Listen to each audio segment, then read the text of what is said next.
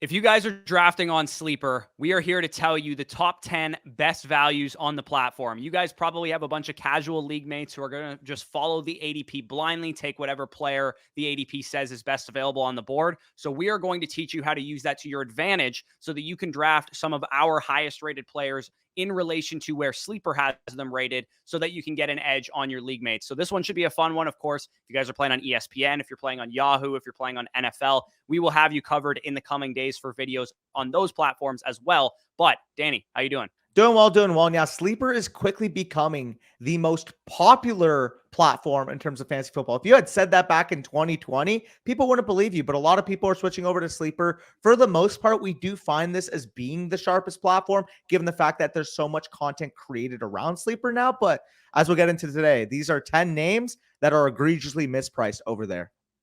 Yeah, absolutely. So we're not going to waste any more time. Let's get right into it.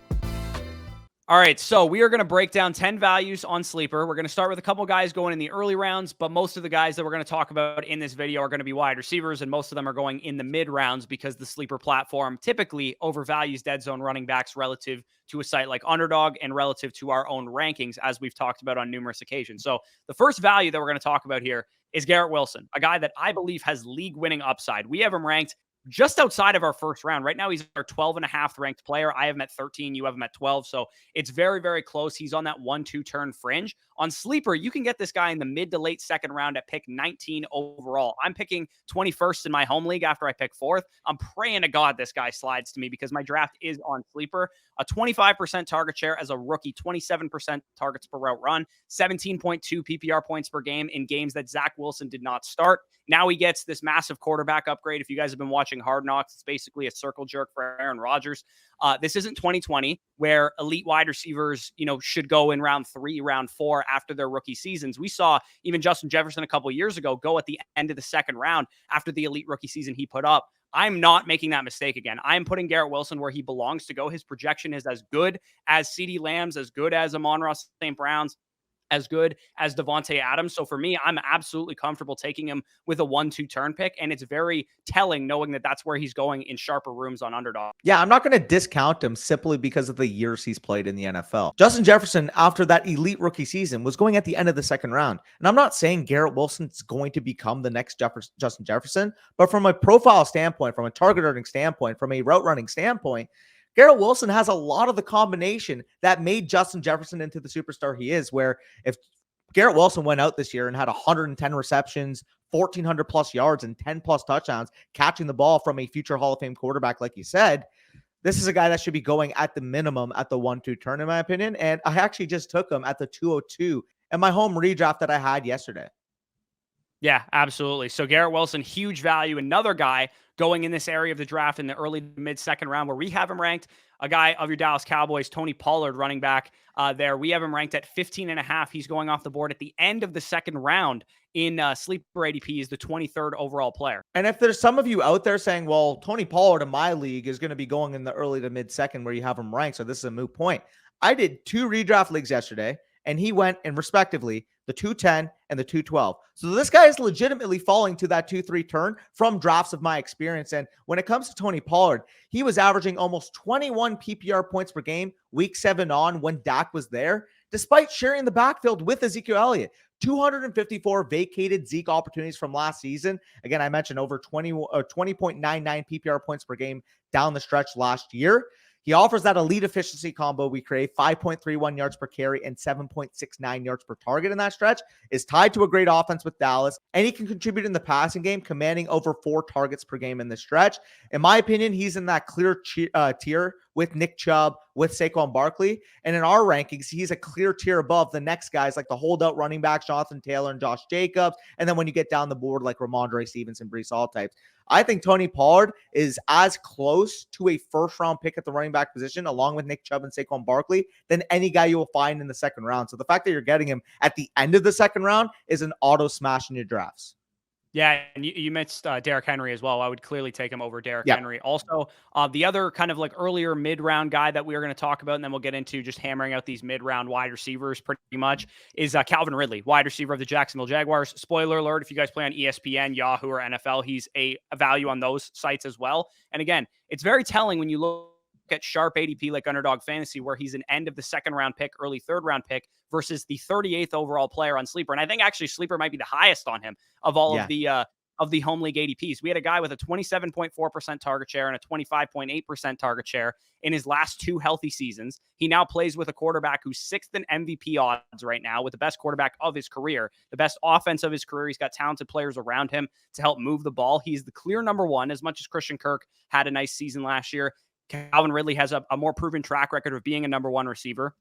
And he will be catching passes, like I said, from Trevor Lawrence. When I did the what makes a league winner wide receiver exercise, he absolutely smashed it out of the park. Previous production, reception perception, high passing offense in terms of volume, in terms of efficiency with Trevor Lawrence. He hits everything that you could possibly ask for. The only, uncertainty we have is he the same player that we last saw, a couple of years ago before he, took his mental health break in 2021. He's an auto smash for me in round 3. And right now you can get him in the early 4th on Sleeper. It's almost as if people didn't learn from Stephon Diggs a few years ago when he got traded over to Buffalo. We obviously knew Matt Harmon had high regards for him as an elite route runner, as an elite separator, being one of the best receivers in the league. And it ended up coming to fruition with Josh Allen taking a leap. Well, we've already seen those signs of Trevor Lawrence potentially being that elite level quarterback. So I understand there's volatility there because he hasn't played consistently in the last 2 years, but if he's fully ready to go, which by all accounts in training camp and so far it has looked to be the case, like I would not be shocked if he's right up there with the Stephon Diggs, the CeeDee Lambs, and you're getting this guy in our rankings, the early 3rd, late 2nd area, but on Sleeper in the early 4th. There's a real opportunity where you're picking at, let's say, pick 11. You can start your draft. Maybe you want to do a hero or 0 RB. You go with CeeDee Lamb, Saquon Barkley, or Nick Chubb, or a receiver there, and you could wrap around and get Calvin Ridley on that 3-4 turn to potentially pair with a quarterback like Joe Burrow or Lamar Jackson. If you start like that in a 12-man,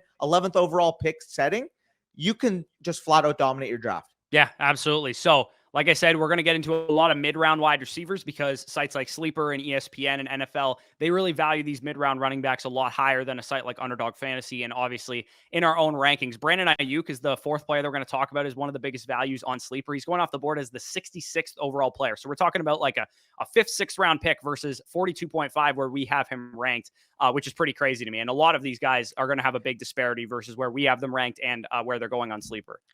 Well, I mean, if you're just doing the math right there, the discrepancy between our rank and Sleeper's ADP is nearly 2 full rounds. And I don't really understand why he's so low on Sleeper. This is a guy that commanded a 23.5% target share in 2022. We already know he's tied to a very good offense there with San Francisco. And of course, the play caller at hand there with Kyle Shanahan, who brings the best out of his weapons group. I can make the case flat out for Aiyuk being equal to Deebo Samuel. So the disparity right now in their ADP on Sleeper is really crazy in my opinion. And it just comes back to the general philosophy that I want to be targeting good players that command volume on good offenses. And all of those are checked off when it comes to Brandon Aiyuk. I understand the main drawback there would be the target competition and overall offensive passing volume. But Aiyuk was top 20 last year in terms of yards per team pass attempt and fantasy points per target. If Purdy does take the next step, again, I've been a little bit lower on him because I do think there's a volatile risk there that he maybe isn't, as good as he was last year. But on the same token, it's still a second-year quarterback going into his 2nd full season in that scheme. What if he just inherently improves, becomes the next Kirk Cousins for that team? If he becomes Kirk Cousins for the San Francisco offense, Brandon Aiyuk going at pick 66 is not only the best values of the draft, it could be one of the best league winners of your entire draft.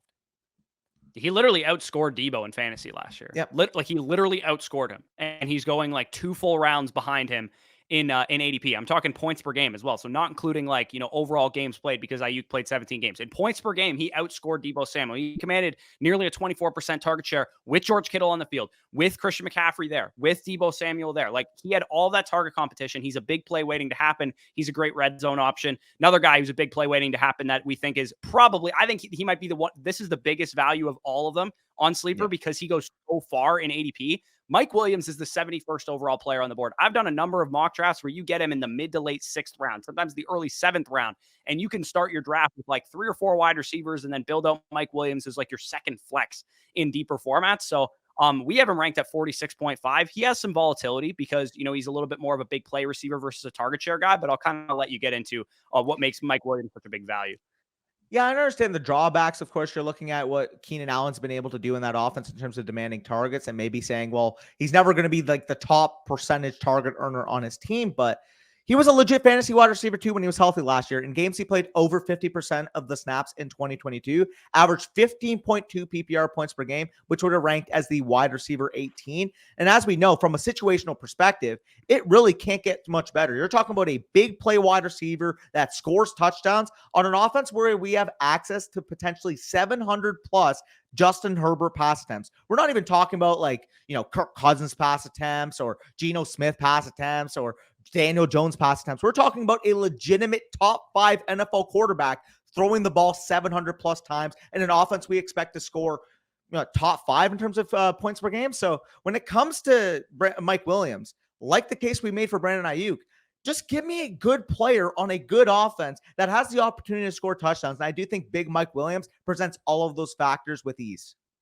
Yeah, exactly. He's basically the Gabe Davis bet again, except we've already seen him finish as like a wide receiver 2 in fantasy, command a solid target share. If you guys are worried about Quentin Johnston, like the Chargers rested Mike Williams, Keenan Allen, and Josh Palmer, and Quentin Johnston played. So if Quentin Johnston factors in, it's probably going to be down the stretch of the season. And of course, we're active traders. If Mike Williams gets out to a really hot start, you could always sell high on him. You could always tier up to potentially, Debo's having a rough stretch or DK Metcalf's having a rough stretch, or maybe you could even get up to Calvin Ridley, T. Higgins, Devontae Smith type at that point in time. So I think Mike Williams is one of the best return on investments that you guys can get in the 6th, 7th round of sleeper drafts. And he is the type of guy that even though he's inconsistent, quote unquote, he can give you those big spike weeks, which in my opinion, at this point in the draft is way more important than consistency.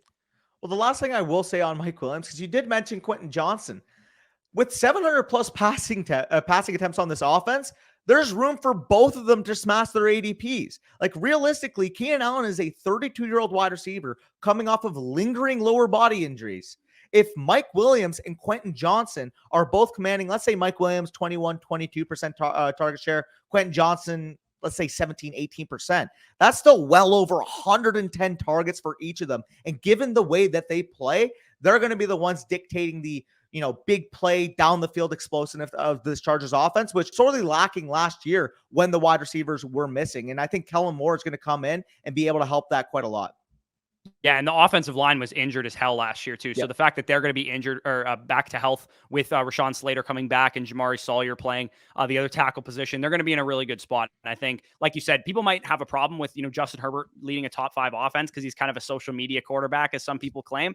But I mean, he's good enough to do it, and the weapons around him are good enough to do it. And Kellen Moore has shown that he's willing to throw the ball all over the yard. And I think, as I talked about in yesterday's video or 2 days ago's video, where you want to get out to a hot start, Mike Williams and Keenan Allen were featured in that video because they have like the Dolphins in week 1. They have a bunch of offenses, high over-unders, big play allowed pass defenses that they're going up against. And I think Mike Williams could be a huge, huge return on investment. Javonte Williams, another guy that I think could really return on investment right now. We have him ranked at 60 in our rankings, and I honestly might move him up a little bit more after what we saw in week 2 of the preseason. He is going right now as the 77th overall player on Sleeper. This is a guy that you can get. We talk about hero RBs all the time. You could have drafted a first-round Bijan Robinson and then all the way until round 7, hammer out wide receivers, hammer out quarterbacks, hammer out an elite tight end potentially, and then grab Javonte Williams as your RB2, a guy that has really come back from his ACL tear. He's hit every checkpoint that we possibly could ask for. Came back, not on the pup to begin training camp. Played, full contact participation in practices. He's played in a preseason game now, a preseason game in which he outsnapped, out-targeted, and outran more routes than Samaje Perine in his first game back 8 months removed from an ACL tear. So do we want to bet on ACL tear running backs often? No. But if they're going to check every peripheral box that we're looking for, I'm going to bet on Javonte Williams because it's all baked into his cost. We don't have to pay a 4th-round pick for Javonte Williams like we probably should have to reasonably, given the talent profile that he's kind of possessing. You get him in round 6, round 7, and he's an absolute steal at that point in the draft. I'm glad you mentioned that and you echoed everything I could have said. I got him yesterday in both of my redraft leagues in the 7th round. And keep this in mind, in a redraft setting, you expect, guys like Joe Mixon, Najee Harris, a lot of these running backs are going to get pushed up the board. But the fact of the matter is right now, if you're doing your drafts, you can still get access to a running back that we both believe is talented, that can command volume in the passing game, and of course is an efficient runner if he's fully healthy, which he showcased in that preseason game. So if we're getting that clean bill of health and he's ready to go for week 1, again, you mentioned 4th, 5th round. I expect that to be his resting point come final ADP late August. I don't know if it will be, because I think people are concerned about the ACL tear, but realistically they shouldn't be, because it's kind of proving that he has everything that it takes, youth, all that kind of stuff, to be able to beat his ACL tear. And even if we get like a small ramp up period for the first 4 weeks of the season where he's like a 50-50 split with Samaje Perine, you're not drafting him for September. You're drafting him for, November and December when he's back to full health. And potentially, if this Russell Wilson situation can resolve itself and this offense can take a step forward, we could see a real breakout season down the stretch from Javonte Williams. It's like the J.K. Dobbins situation all over again, how he broke out down the stretch last year. Only J.K. Dobbins wasn't healthy to begin the season. Javonte Williams appears to be. So definitely a guy that I'm investing in on Sleeper. Jordan Addison, another guy that I think is absolutely undervalued, wide receiver of the Minnesota Vikings. Right now, we have him ranked at 64.5 overall. He is going at 83. So you can get him outside the top 7 rounds pretty much on Sleeper drafts. On Underdog, you have to draft this guy a lot earlier. Part of that is due to stacking reasons. But when you get a first-round wide receiver coming into a situation kind of similar to Mike Williams, that we expect to throw the ball 650, potentially 700 times this year, they cut their starting running back, Dalvin Cook.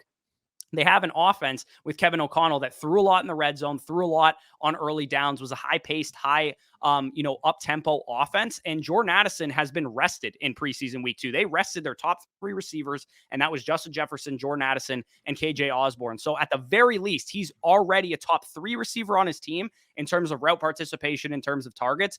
And probably by like week 3, he'll be the wide receiver 2 on his team, ahead of KJ Osborne playing on the outside, opposite Justin Jefferson, against the second best corner and the second most attention that anybody's going to command. Because not only is he not the first target in the passing game that defenses are worried about, he might not even be the second, because TJ Hawkinson in his own right is a very talented player. When you're working against number 2 players, number 2, number 3 corners, you have the ability to show why you were a first round pick, why you won the Biletnikoff at 19 years old. So for me, Jordan Addison as an upside swing, if you build out, a 3 or 4 deep wide receiver core before you even get Addison on your team, he could be a flex option for you. He could be a bench piece for you if you guys are in really shallow leagues, and he has the ability to really pay off at his ADP. Will he ever be the number 1? Absolutely not.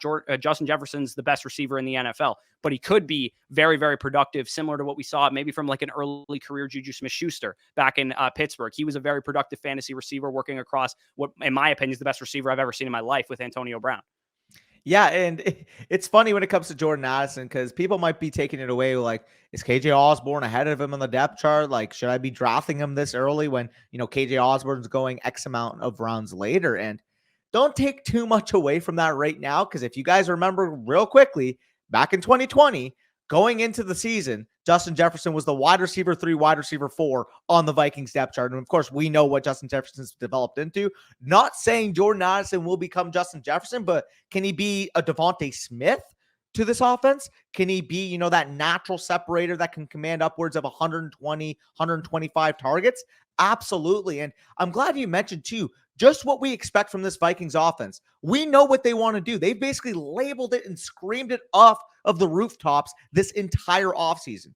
When you cut a veteran, high-paid running back like Dalvin Cook, and then you go out in the first round and draft an elite profile wide receiver, odds are you're going to want to fucking throw the ball. Kevin O'Connell showed last year from the previous years of Kirk Cousins where he was this, efficient, low attempt, low volume quarterback. So he just let him have full reign last year. We saw the Vikings go from one of the least pass volume teams in the previous years to last year we're one of the heaviest passing volume teams. And I don't expect that to change any differently when you add a guy like Jordan Addison to the fold. So I do think there's enough volume, enough space for all of Justin Jefferson, Jordan Addison, and TJ Hawkinson to eat respectively. Because again, although Alex Madison, you can make the argument right now, is about as talented as what Dalvin Cook was last year, the profile itself is not going to be the same. Dalvin Cook got that veteran treatment. Okay, we're inside the 5-yard line. This guy's making money. He's a leader of our team. Let's give him the ball. Alexander Madison, yeah, like he should have a relatively decent projection, but you can't even hold the candle to what we were seeing from prime Dalvin Cook in terms of red zone usage. I do think this becomes a primary passing team once you get to that area. And we could see Justin Jefferson, of course, command 10, 11, 12 touchdowns, but I wouldn't be shocked if Jordan Addison, TJ Hawkinson, with what we expect from Kirk Cousins throwing maybe 28, 30 plus touchdowns, also have a high touchdown total this year as well. Yeah, and you might be thinking, well, you better be high on Kirk Cousins. Trust me, I am. Yep. I would take him, in the top 10 rounds. And honestly, he almost made this list. We're going to talk about a quarterback a little bit later, and him and Kirk Cousins were right neck and neck in terms of their discrepancy between ADP and where we have them ranked. The last wide receiver that we're going to talk about, and then we kind of have like a little quarterback wide receiver duo at the end, is Jahan Dotson, a guy that had a very strong rookie season, only 12 games played, 7 touchdowns when he was on the field, playing and running most of the routes. He was like a 14 point per game receiver in PPR league. So, I mean, the fact that you're getting a guy that had such a strong rookie season, he's coming into an offense that has some question marks. We don't exactly know what to expect of Sam Howell. We're actually going to see a preseason game tonight as we're recording this, of Sam Howell playing in his second preseason game. But again, similar to Addison, he doesn't have to worry about number one corners because Terry McLaurin's going to draw that guy away. And Jahan Dotson, for my money, is like maybe not quite as talented as Terry McLaurin, but it's a relatively close conversation. So for me, with Jahan Dotson's red zone usage, which is what I saw from him in the first preseason game too, because he like broke a guy's ankles and scored a touchdown in that game. I think we're expecting a big time year 2 leap, and getting him in the 88th pick in sleeper drafts. Again, we're talking about a guy that you're spending an 8th round pick on, a guy that could be, your 4th wide receiver, your 5th wide receiver, potentially your 6th wide receiver, or just a depth option if you guys play in more shallow leagues. So yeah, give me Jahan Dotson all day. We have him ranked at 68.5. He's going at 88. Yeah, I mean, I would not be shocked if this year he took his step up into developing into the guy that we thought he looked like in the pre-draft cycle. Would you at all be shocked if he took the same development path, maybe a little bit sooner than what Tyler Lockett did, but ended up developing into a taller Tyler Lockett level wide receiver, a guy that, of course, is good with the ball in his hands, can affect all 3 levels of the field. And we saw the touchdown upside like Tyler Lockett shown in the past with the deep plays. Well, we saw Jahan Dotson being able to do it in numerous ways. Of course, he can catch the deep passes. He can score touchdowns in that regard, but he did show himself to be a viable red zone threat for those Washington Commanders this past year. Now you're adding, of course, Eric Bieniemy, Sam Howell getting another year into the system, learning from Eric Bieniemy, potentially giving you a quarterback upgrade to what we saw from, Heineke and Wentz last year. Yeah, no, I'm all in on Jahan Dotson. And like you said, getting him basically 20 picks in our rankings ahead of where Sleeper has him ranked. If you can get him anywhere close to 88th overall in Sleeper, you should be pressing the button every single time.